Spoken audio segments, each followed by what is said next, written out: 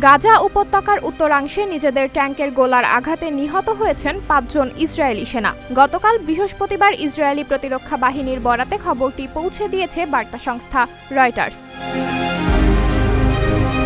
Israeli প্রতিরক্ষা বাহিনী চলতি মাসে উত্তর গাজার কিছু অংশে পুনরায় প্রবেশ করেছে। ফিলিস্তিনপন্থী স্বাধীনতাকামী সংগঠন হামাসের পুনরায় সংগঠিত হওয়ার চেষ্টাকে দমন করতেই আইডিএফ এই পদক্ষেপ নিয়েছে।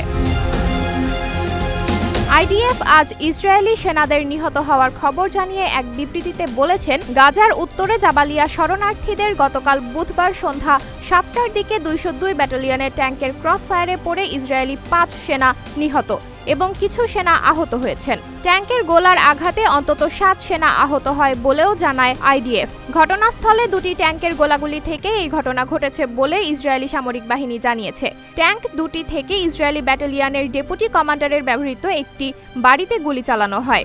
বিবৃতিতে আইডিএফ আরও বলে, প্রাথমিক তদন্ত থেকে মনে হচ্ছে আল্ট্রা অর্থোডক্স কোম্পানি হেডসের ট্যাঙ্ক যোদ্ধারা সেই বাড়ির একটি জানালা থেকে বেরিয়ে আসা একটি বন্দুকের ব্যারেল শনাক্ত করেছে। বন্দুকের ব্যারেলটির অবস্থানের কারণে বিভ্রান্তির সৃষ্টি হলে ট্যাঙ্ক দুটি থেকে গোলা ছোড়া হয়। এতেই হতাহতের ঘটনা ঘটে। গত ৭ অক্টোবর ইসরায়েলের দক্ষিণে হামাসের হামলার পরই সেই গাজা উপত্যকায় আক্রমণ শুরু করে ইসরায়েল। ২৭ অক্টোবর গাজায় স্থল অভিযান শুরুর পর থেকে এখন পর্যন্ত গাজায় ২৭৮ জন ইসরায়েলি সেনা নিহত হয়েছে।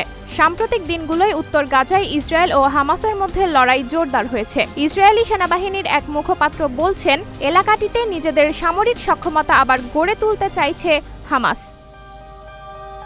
সাবরিনা জলিল, সবার কথা।